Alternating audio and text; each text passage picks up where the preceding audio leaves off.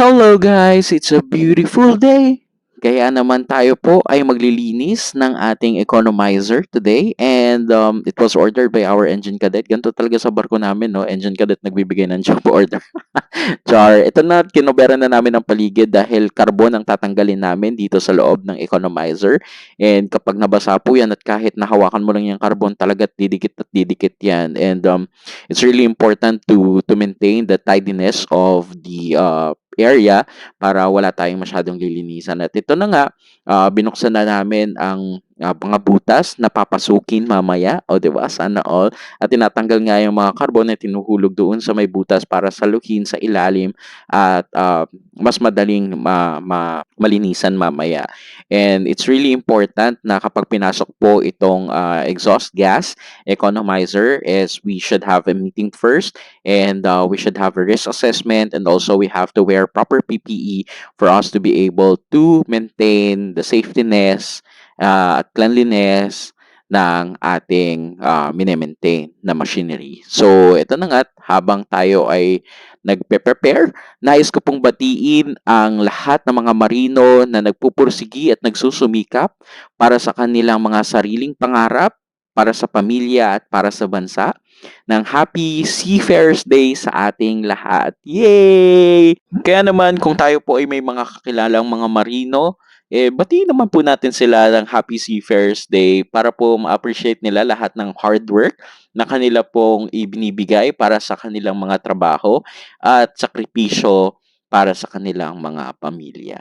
Ayan. Happy Seafarers Day muli para sa ating mga marino. At syempre, hindi pa natatapos ang ating kwento dahil nagsisimula pa lang tayong maglinis ng ating economizer. At alam nyo ba na napakahalagang linisan ng exhaust gas economizer because the engine is releasing exhaust gas that is passing dyan po sa ating tube because connected po ang exhaust gas line ng ating main engine going to the economizer, and it could give proper heat transfer para po makapagpakulo tayo ng tubig na meron po sa loob ng tubes at papainitin niya para po makapagbigay tayo ng mataas na steam pressure na gagamitin po sa ating mga machineries at pagpapainit para sa mga tangke. So ito na nga at pinasok ang unang butas ng ating exhaust gas economizer, and shout out kay James Caparida na napaka-husay maglinis ng ating economizer, at tingnan natin kung paano niya po lilinisan ang unang butas. Tara, let's go!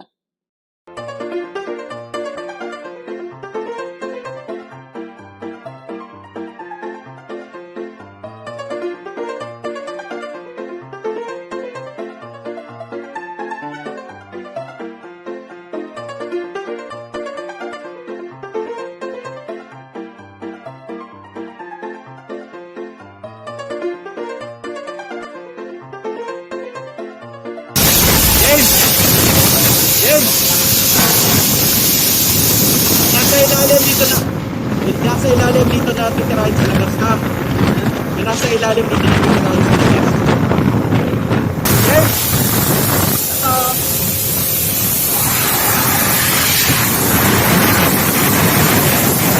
Ayun, umaitin.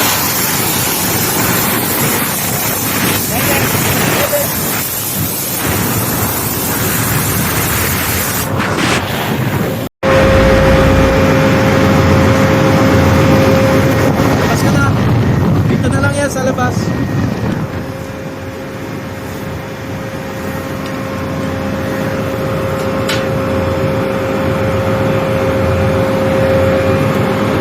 At ito na nga't lumabas na ang isa sa mga bida ng kwentong ito. Thank you, James, sa paglinis ng ating economizer. Tingnan natin ang itsura niya.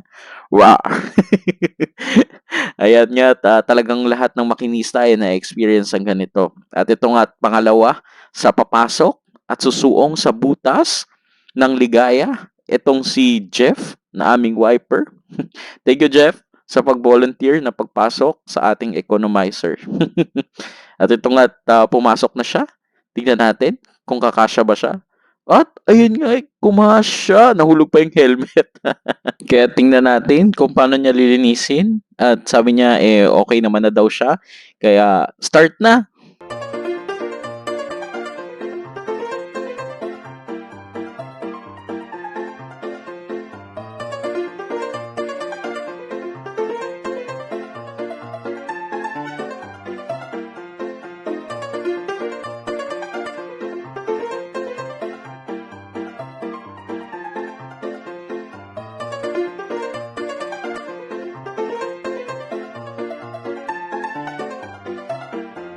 At tatapos na nga ni Jeff linisan ang pangalawang butas kaya ito tingnan natin kung ano ang kaniyang magiging itsura.